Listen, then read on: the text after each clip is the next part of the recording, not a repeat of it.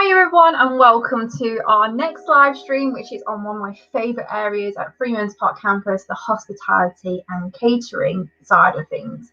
Today we're going to bring in the team and they're going to talk about all the different courses that we offer in this area. So let's welcome Paul, Dan, Ian and Andrea.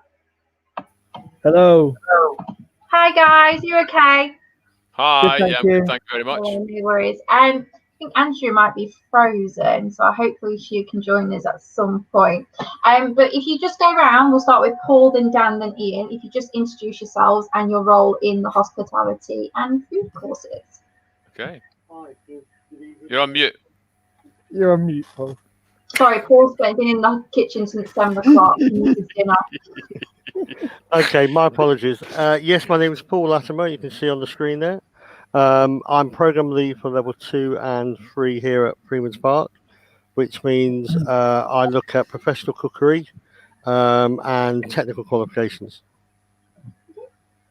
Okay. Hi, I'm Dan. I'm a trainer assessor in the catering department and also a part-time lecturer. So I teach on all of the pastry qualifications, level 3 chefs, level 2 chefs, and now also level 1 chefs. So everywhere, basically. And Ian? Hi everybody. So I'm Ian. I'm sort of work alongside Dan really. I teach only in the bakery. So I teach bakery and patisserie, level 2 and level 3. Oh, I don't want to say, but it is probably the best kind. Yeah. Absolutely. We also have Andrea, who's just having some technical issues, so Paul is assisting her with that. If she can't join us today, then I'm sure that in some capacity she's still with us. I'm just going to bring in the presentation now, and we're going to roll through. So there's Andrea, everyone. Say hello to Andrea.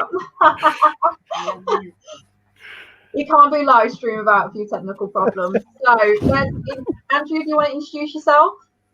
Yeah, hi, I'm Andrea. I teach on the level 3 and level 2 front of house food and beverage service and food and beverage supervisory courses.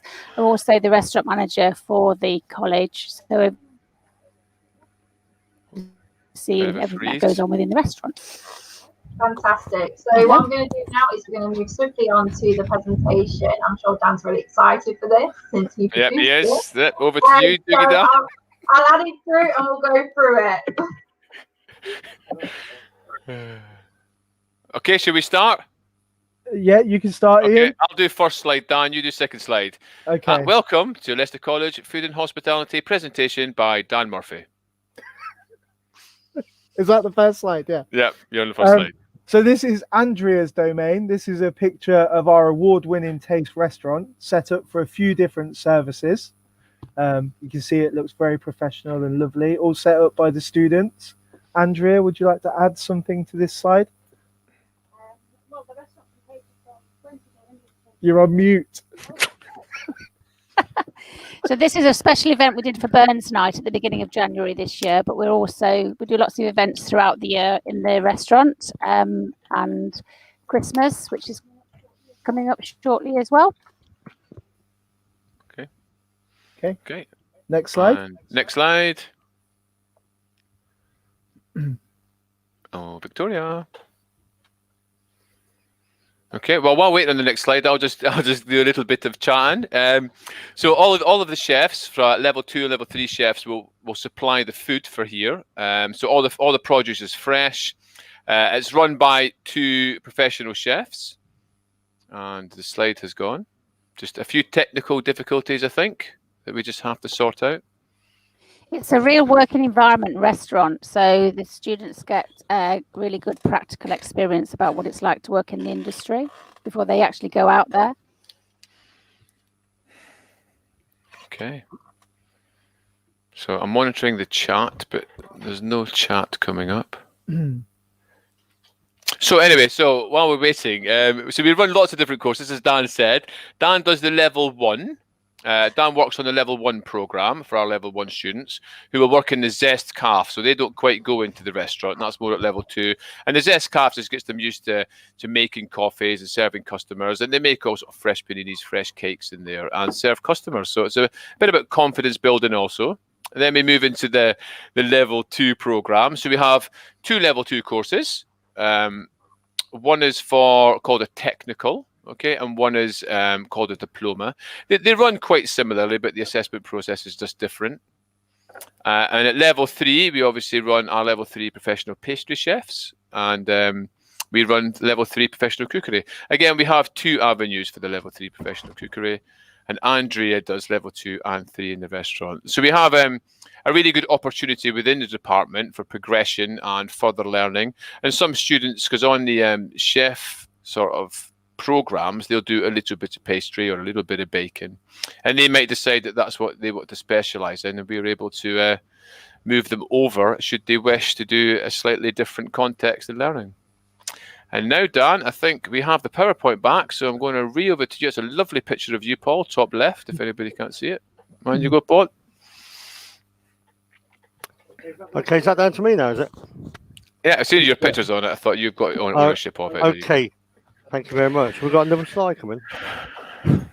Okay, just to reiterate what Ian has been saying, we currently have students who come into college usually at level 2. We look at obviously pre-existing qualifications from English to obviously make sure they're suitable for what level course.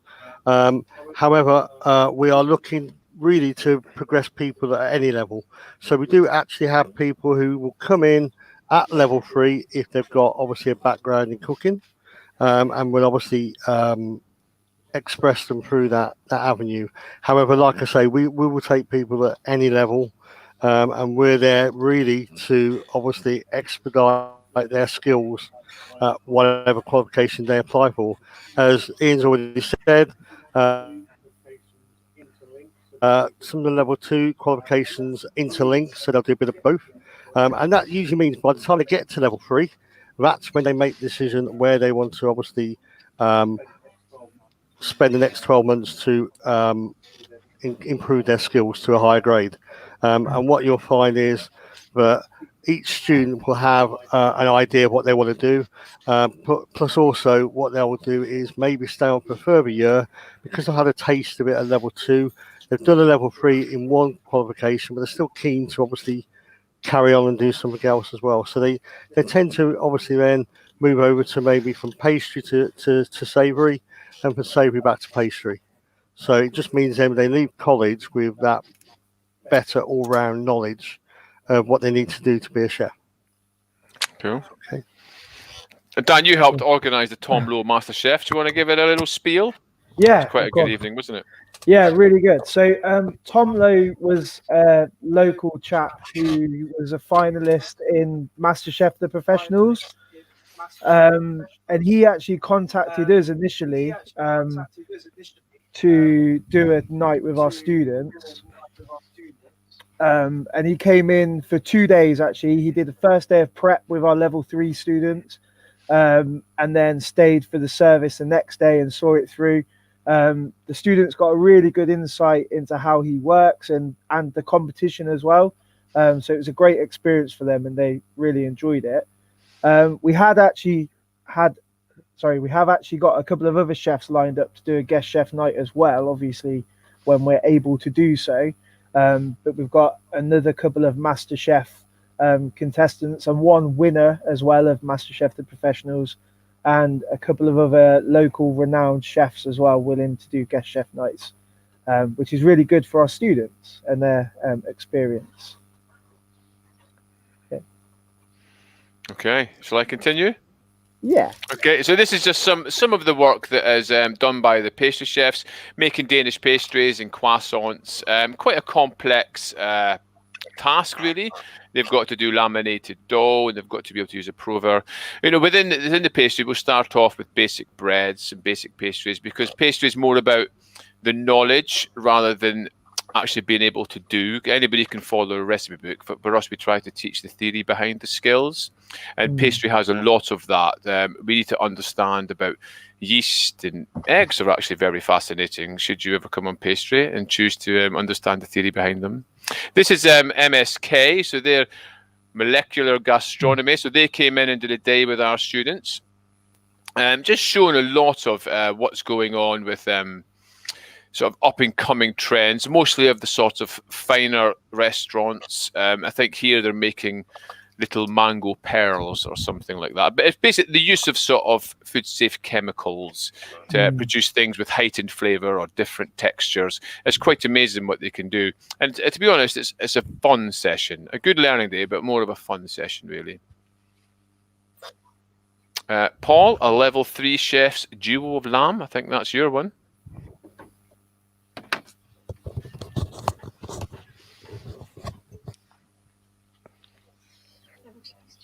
I think is this for one of their assessments, Paul, this one? Is this for an assessment dish?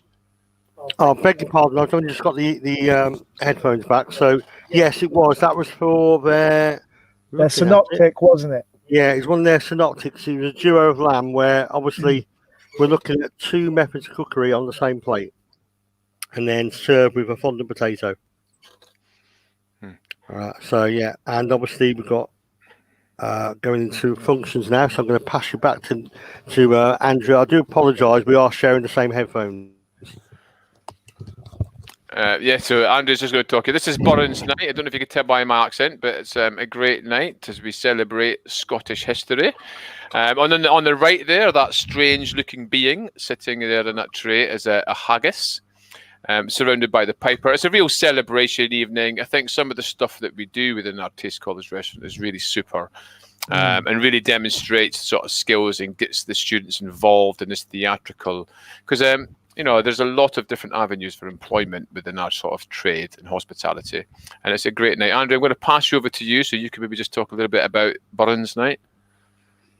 Yeah, so this is an event that happens every January. We do quite a few events within the restaurant. We've done internal events and external events. We've served the Queen twice when she's come to Leicester. So the students do get the opportunity to work on external events as well as internal events. And it gives them a real taste for doing large numbers of customers in a restaurant as well.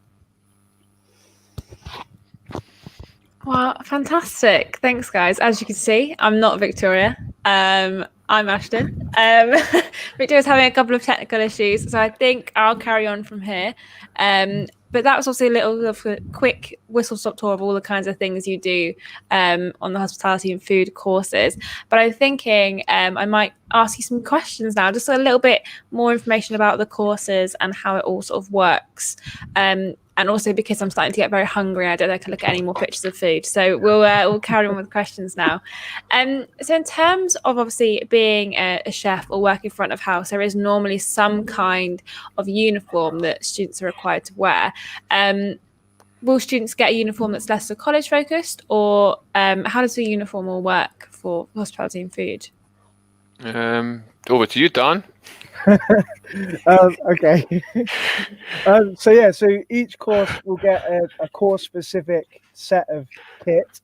So in pastry, you'll get lots of pastry tools that, to be honest with you, if you look after them, will last you for years and years. I still have my kit from when I was at college. And it's the same with the chef course. So you get chef specific equipment and stuff that relates to your assessments. So it's really a tailored kit for your course, and they're really good quality. And they'll get full chef whites, and when they do the restaurant, they'll get their restaurant kit, which Andrea can tell you a little bit more about, I'm sure.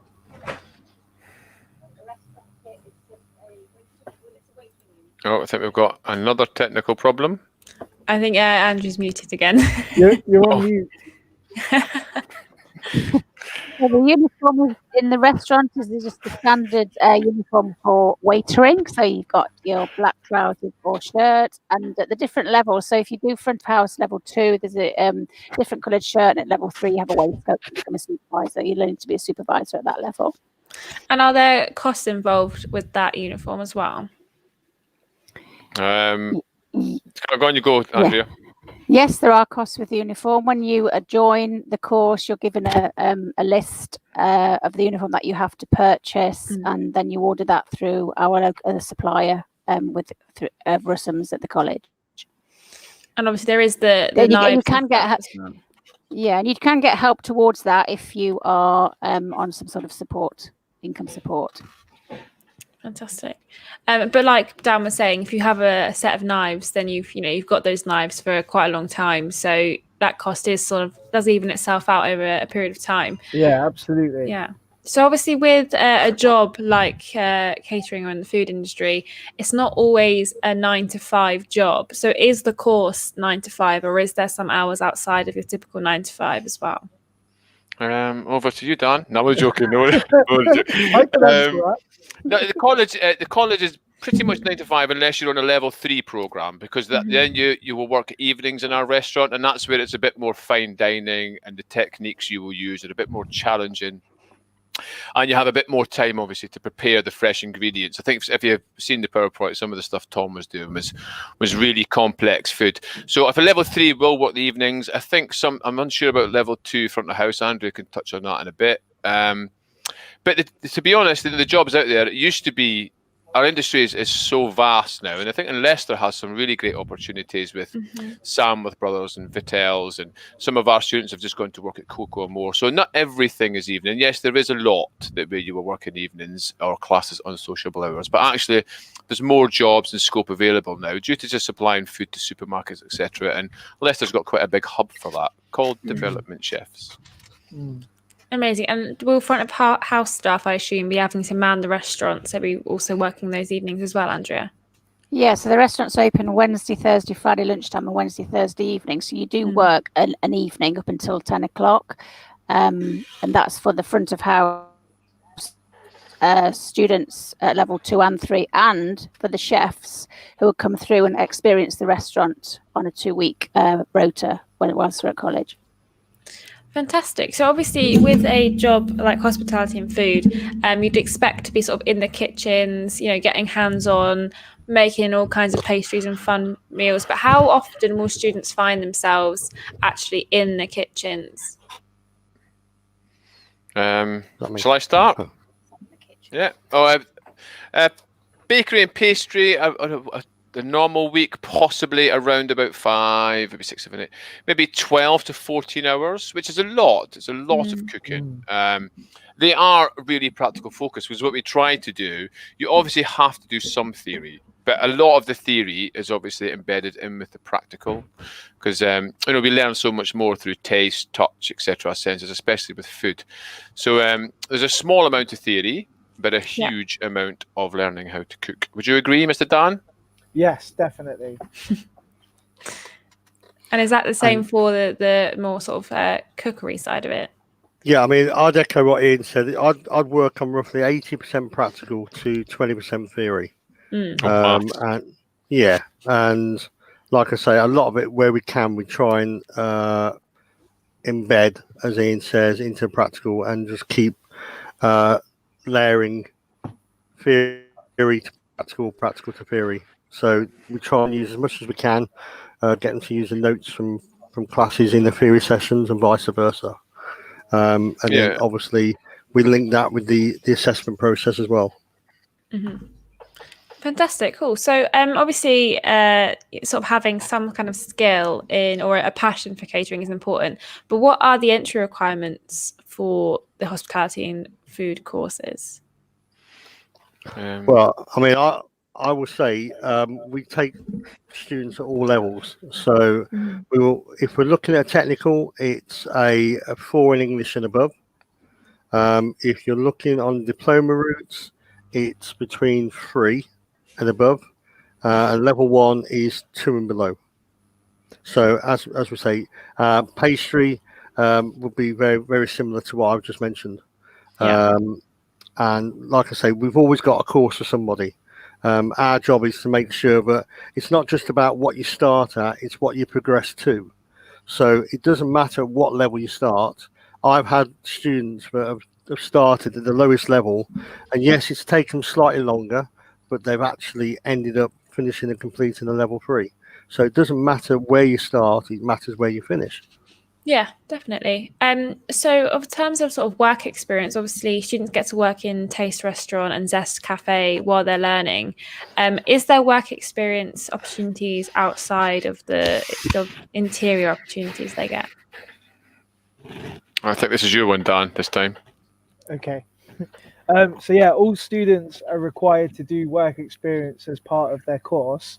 I think at level 2 it's 36 hours work experience throughout the year, and level 3 is, I can't remember, 315 hours throughout the year. So yeah, it's a big part of their course, going out and getting work experience, and work experience in a related job, hopefully. So something that links to their course. And it really does help them get in that work experience, build their confidence. And will they be helped to find that work experience as well? Yes, yeah, they will. Yeah. So we have Kamini, who's our workplace coordinator. So she helps all students. She has a vast database of businesses that are already signed up to accept students. But also students, if they currently have a job, they can use that, as long as, again, it's food related or service related. But Kamini is on hand to assist them with finding work experience, and appropriate work experience as well. Fab. And the front of house students also get work experience as well. Or muted. You're on mute. Yes, they do. We have a lot of connections with hotels, restaurants, bars, event companies, and yeah, they have to cover the same amount of hours that the chefs do. So at level 2, 36, and at level 3, 315 hours. Fantastic, cool. So we're sort of coming to the end of our questions there. But if you have any questions, don't hesitate to pop in the comments. But if you guys had to sort of give any advice to any students who are wanting to sort of start your courses next September, what would you sort of say to them? I like to watch telly. You know, watch the Bake Off, not just watch normal telly. Watch the Bake Off, watch Master Chef. You know, practice at home. You know, because you are right, Ashton. I think when students come to us, you know, you want a bit of passion and a bit of, you know, that's what I really want to do. And from that little seed, you know, you can grow with that. But you know, if they can practice a bit at home, and you can learn so much, and you know, and I think it's quite what's the word, motivational to see chefs on the telly and what they become. So yeah, I would say get involved, get passionate, and be thinking about food, and come and expect to learn, I suppose. There's a really good program on at the minute called the Savoy, which is taking you to the hotel in London, and it shows how, you know, people are progressing in their careers, front of house and back of house, really. And the Ritz is another really good program that people can watch, and it gives them real life of experience of what it's like to work in hospitality. I would agree. And if you want to do pastry, just eat lots of cakes and croissants and Danish pastry. It's just wonderful. And so you heard it here first. Eat and watch telly. I think the catering solution, absolutely. Anything you'd like to add, Dan, or Paul as well? For me, I think students, before they come, just start getting excited about food. Like, go to a charity shop and buy a recipe book and just read it. Or even go shopping, go to the supermarket and look at the ingredients, and just try and get excited about it, really. And watch lots of YouTube videos about cooking. That's always good as well. Like Ian said, videos and TV. Anything else you'd like to add, Paul, other than eat, watch telly, watch YouTube? Anything else you'd like? You just named my life. What I would say is, I mean, I'm going back to when I was probably the people who are watching now their age. Not that we just have youngsters here. We obviously have all different ages. However, I echo what the other guys have said, but also I used to get loads of inspiration from my gran, from my mom, and they just used to, you know, point me in the right direction, because obviously I know about ingredients and stuff from now, but they know about stuff and ingredients and recipes from days gone by, and it's stuff maybe you don't see these days. And actually, it's just a great way of just, as you say, exciting and being passionate about cooking. And for me, what you've got to understand is it is not just about the nice stuff.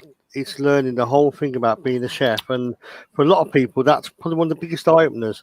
They come in and they think about, yes, making that plate look pretty with the food that's on it, but they don't realise what goes behind the scenes to actually produce that plate. So for them to learn all those skills that they don't actually realise they actually need, and the fact that they do need the maths and English, because obviously there's so much weighing out. And obviously, if we are doing research on the recipes, we need to have a good level of English as well. So it just proves that all these soft skills and harder skills are needed as well as just the cooking. But passion is paramount. Fantastic. Well, thank you guys all so much for joining me / Victoria.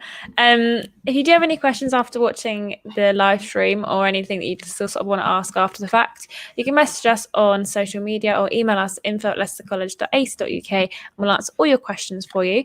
But for now, make sure you're going out, watching lots of telly, eating lots of food, and talking to your nan if you have one. But thank you guys so much for watching, and we're back. We'll be back very soon with some T-level talk and also chat about Launchpad. So thanks for joining me, everyone, and thanks for watching, everyone.